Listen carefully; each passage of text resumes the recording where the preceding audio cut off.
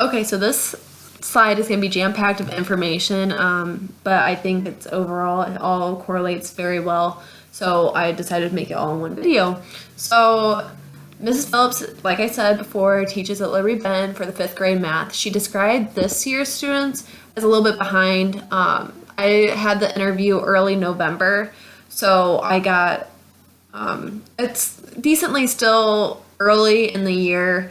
And she said that she finds herself a lot of the times falling back on the 4th grade standards and making sure that they're at mastery level for the things that they need to be, and then teaching the rest for the 5th grade standards. And then I also, while we were discussing that, I asked her about how she felt about the standards.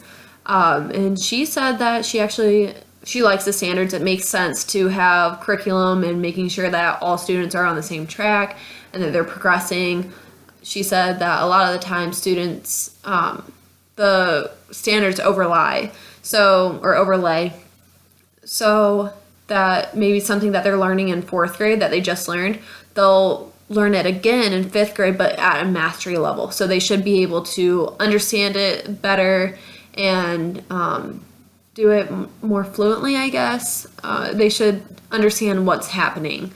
And like she said, sometimes that you have to digress to go back the year before to the standards and make sure that they're understanding it, because if they don't, then how are they going to be a master at it? And then we talked a little about the report card and also the standardized testing. I asked her how she felt about standardized testing, and her answer I really liked, because she said it's just a piece of a student. It's not the whole student. Maybe they're not a good test taker, but it's a piece of what they know, what they've learned, what they can improve on. So she clarified that just the test itself isn't representative of the student's whole knowledge or as a whole person. So I thought that was pretty motivational, because sometimes teachers teach directly to the test. They word the questions the same, and with her, she'll have practice problems, but it's not all year round. All year round teaching to the test. They're having fun and they're learning still.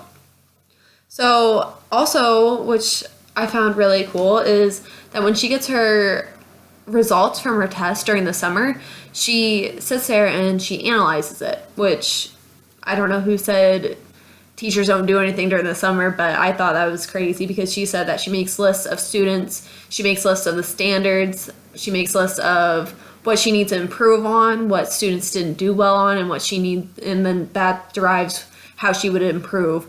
And then she said she does that for her class that took the test, but then she also looks at the class she'll have the upcoming year, and she looks at what they are confused about, what they didn't do well on, because she knows that she's going to have to teach this again. So both of these data results are super impactful on how she's going to teach the next year. And if she realizes that from her year that just took the test that she just had didn't do well on something, she'll go back and she'll research other ways to teach the same topics to help make sure that these students are understanding fully and giving them multiple ways, multiple representations of the problems or the lesson to make sure that they understand and it makes sense to them. So, like I said, Mrs. Phillips uses a report card as well. So do the whole school does. They'll go and they'll have meetings and they'll talk about it, ways that they can improve. So overall, the school is super motivated by these test scores, because a lot relies on them for budget and whatnot, things like that.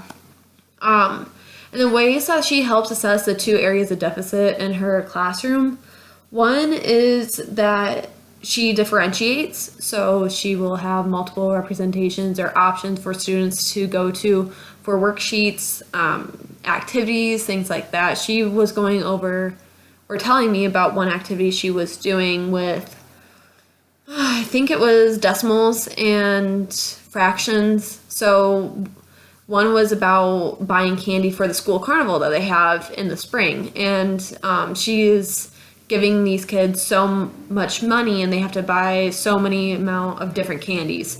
So she makes it the lower end, she'll give them maybe $100 and they have to get 2 different candies, where the more advanced students, they'll be getting $500 and 5 different types of candy. I don't think that they're actually buying this candy, but they do their research how much candy is selling for, and then they have to figure out how much they can spend on each bag.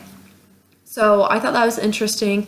And she also, about differentiation, she said that differentiation isn't necessarily just adjusting to your advanced students and your below average students. It's actually just giving students a choice. Not all the time, but that's how she explained it to me. So she would make maybe 3 different activities and have the students choose which one they want to do. And most of the time, she said sometimes that students will choose one that's more difficult than what they're capable of, but it surprises her because they solve it. They still solve the problem. So I think this is a really great way of not testing students, but letting them do what they want and still enjoy the learning.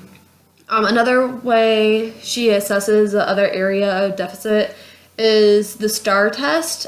She was telling me about how the school does STAR testing, so it helps show the progress of these students.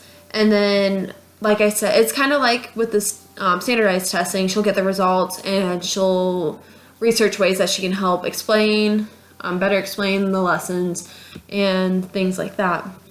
So overall, she actually uses the results and the data a lot in her teaching, and she helps improve her philosophy or her strategy of these lessons by deriving the information data from the test. So I thought that was really interesting, because a lot of times you just hear teachers or students complaining about the standardized testing or the standards, Common Core.